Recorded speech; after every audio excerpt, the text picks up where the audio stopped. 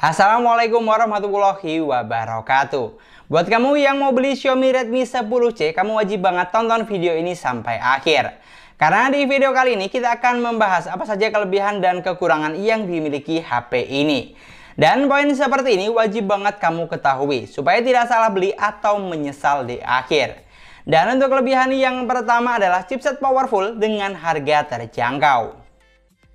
Redmi 10C memiliki dua varian, yaitu kapasitas 4/64GB dan 4/128GB.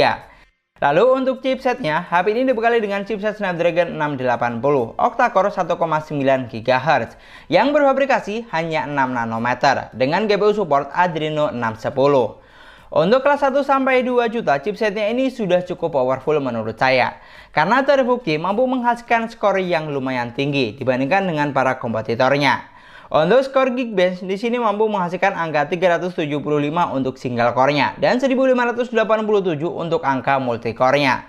Sedangkan untuk Antutu Benchmark mampu menghasilkan skor di angka 219 ribuan dengan skor CPU di angka 85 ribuan dan skor GPU di angka 38 ribuan. Dan dari apa yang saya rasakan, HP ini juga sudah cukup lancar untuk digunakan berbagai kebutuhan. Mulai dari multitasking harian, kebutuhan kerja, bahkan buat main game santai. Lalu untuk kelebihan yang kedua adalah desain unibody nyaman digenggam. Untuk kelas entry level, banyak merek lain berlomba-lomba menghadirkan bentuk bodi yang flat atau kotak supaya terlihat lebih kekinian. Tapi untuk Redmi 10C masih hadir dengan bentuk unibody atau sedikit melengkung, yang dimana ini malah jadi nilai plus menurut saya. Karena bentuk bodinya jadi terasa lebih slim dan kokoh saat digenggam, walaupun menggunakan satu tangan sekalipun. Untuk cover belakangnya, HP ini menggunakan bahan polikarbonat dengan finishing yang doff dan bertekstur. Jadi tidak berasa licin dan meninggalkan bekas sidik jari. Dan untuk kelebihan yang ketiga adalah kamera besar 50 megapiksel.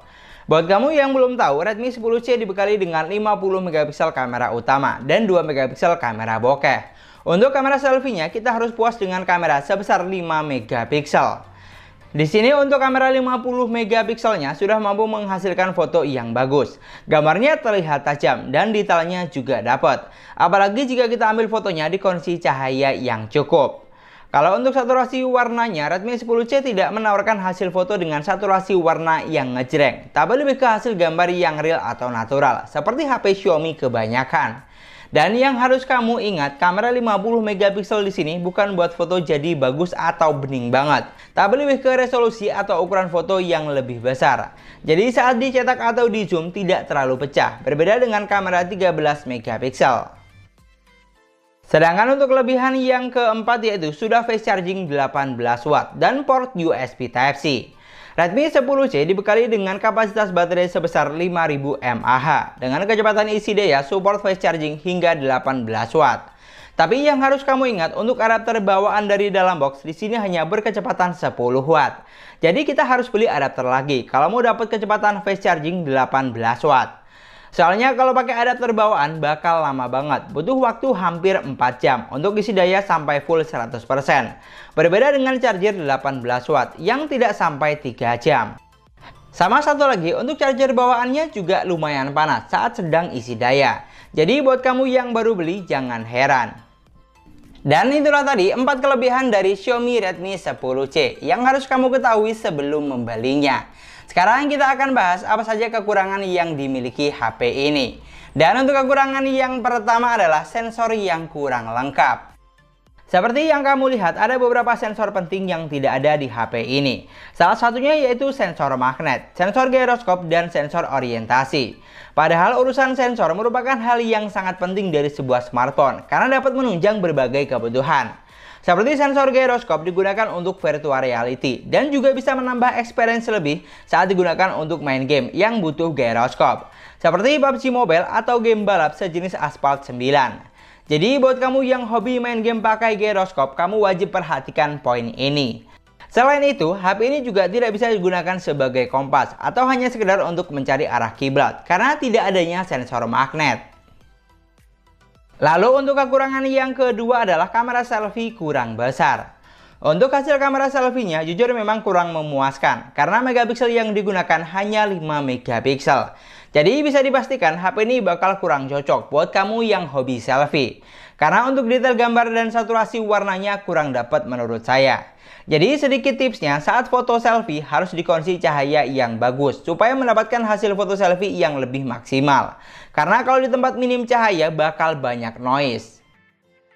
Dari pengujian yang saya lakukan, jujur hanya dua itu kekurangan yang saya temukan. Untuk selebihnya semua sudah oke menurut saya. Namun tidak sedikit yang bilang kalau MIUI di HP Redmi banyak bug, kurang stabil dan error. Tapi selama penggunaan saya tidak menemukan kendala yang berarti. Sedikit low respon atau delay tentu ada, tapi masih dalam kategori wajar, tidak sampai parah banget. Malah yang saya suka, MIUI di HP Redmi memiliki tampilan yang sangat kekinian dan menarik.